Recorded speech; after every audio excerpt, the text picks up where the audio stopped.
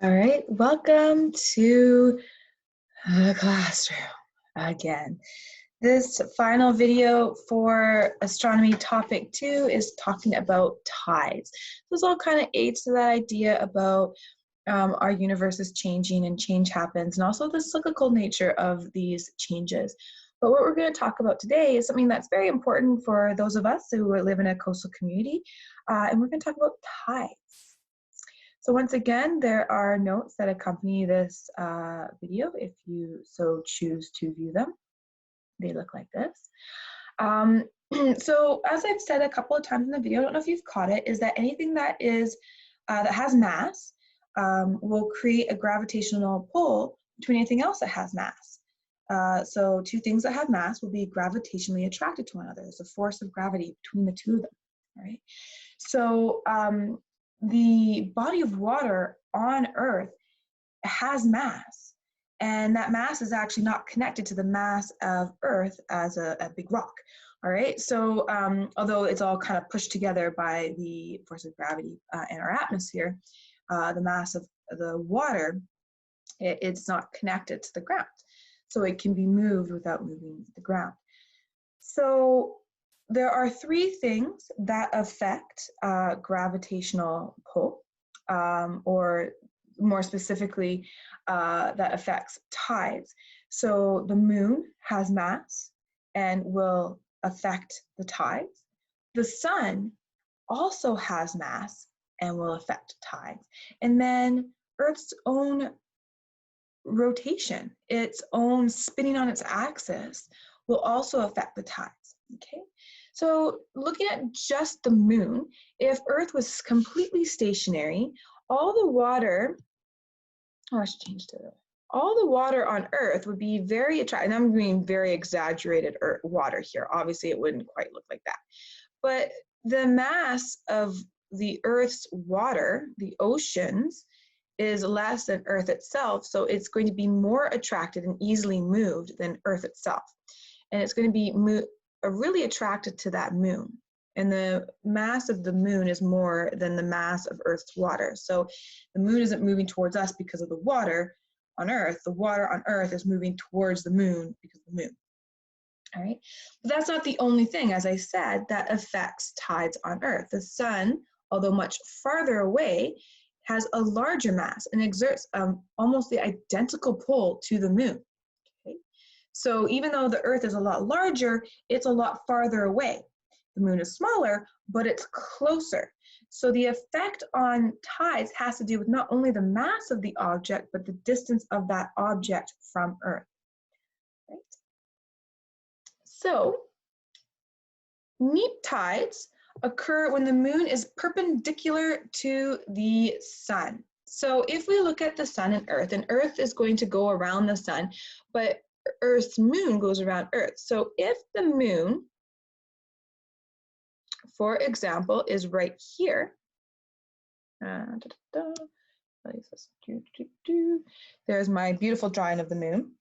It means that the moon and the sun are kind of tugging the ocean in two different directions. I'm going to make the moon black so it doesn't look like the same color as water. So the sun is pulling at Earth's water, but so is the moon. So what happens is that there's tides, but it's kind of not all pulled in the same direction. Remember, the Earth is also spinning, so it's not like all the Earth's water goes out in one direction, right? It's as it's being pulled, it's also spinning. So that's why we have high and low tides all day long, alternating between the two of them. Okay. The other location where the moon is perpendicular. So what I mean by perpendicular is I mean that if you were to draw a line from the moon to the center of Earth, and then from that center of Earth out to the sun, it makes a 90-degree angle. Ooh, look, trigonometry, guys. Oh, math. Okay, anyway, moving on. There's another place where the moon can be perpendicular. So here, it is coming back around. It's in third quarter position, but there's also, as we learned from our last video, another location where it is in makes a right angle, and that's when it's in first quarter. So Again, if I were to draw a line like here, this makes a 9-degree angle. We don't have to draw that. But what happens with that, oops, where I went, come back. What happens with that is that, sorry, my navigation skills need a little bit of work, is that the sun and the moon are not pulling together. They're not acting as a team when it comes to this water. So again, it's getting pulled in kind of two different directions, and they're not synchronizing and they're not in line with each other. The poles are not in line with each other. So as it's spinning, it's kind of like not being pulled to extremes. Okay, so these are what neap tides are created. Neap tides occur when the moon is perpendicular or makes a perpendicular line to the line that the sun makes to Earth. And the sun is, because the sun counteracts the effects of the moon, and the tides we observe on Earth are not low. What I meant to say there, just realized a mistake there. That's not what a low tide is. That just means they're mild. They're not extreme. So we have a low high tide and a high low tide. So not, my stylus decided not to work either halfway through this video. They're not extreme. So we get low high tides and high low tides. Okay, so that's what a neap tide is. It's just not extreme. Okay, so we're gonna flip page over and go to the next page about spring tides. So spring tides occur when the moon is in line with the sun. The moon pulls at the water, but so does the sun.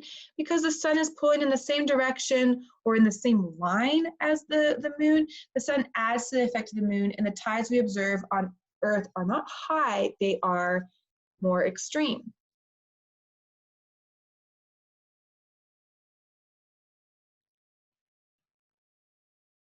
So these are our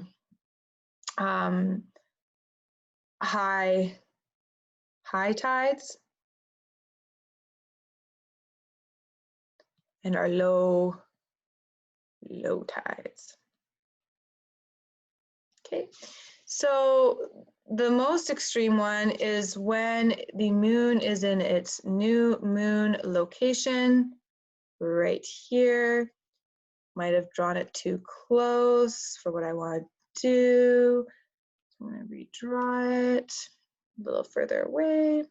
Right, so the sun and the moon are pulling in the same direction and they're in line with each other. So as the Earth spins around, it's all getting pulled in the same way. Right. Similar situation, even though they're not pulling in the same direction, they're still pulling in line with each other. So as the world turns, everything's getting pulled out in line with each other and not kind of counteracting with one another. So we get something that, these are very exaggerated tides, obviously, like that. And those are our spring tides.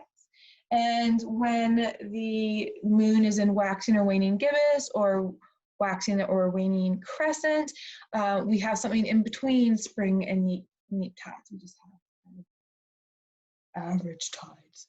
Poor average tides. All right, so hopefully by the end of these videos, you'll be able to answer these 5 questions. The moon orbits the Earth, but we only see one face. Does the moon spin? That was actually from the 4A section. Number 2, how can we sometimes see the moon in day and night? That was also in the lunar cycle section. Number 3, what are spring and neap tides? Just covered that. 4, what is the difference between rotating and orbiting? And 5, how is the tide related to the moon? So hopefully you can answer those questions.